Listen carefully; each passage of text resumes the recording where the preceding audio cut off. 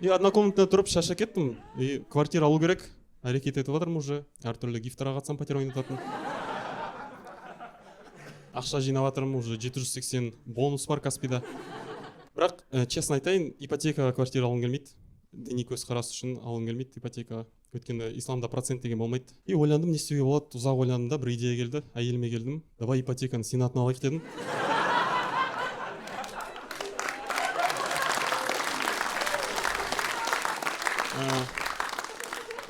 Не үшін екенін түсіндіріп кетейін. Өйткені қыздар, кайф нәрсе, исламда әйел босанғаннан кейін оның барлық күнәсі кешіріледі. Кайф қой. Бірақ мен әйелім қарсы сөз айтты. Егер мен бала көтермесем не істейміз? Мен айттым, не істейміз деме. Не істеймін де. Сен қоя алатын ипотека. Сөйтіп ұрыстық, и бір ойға келдік. Бірінші бала жасап аламыз, и одан кейін ипотеканы аламыз.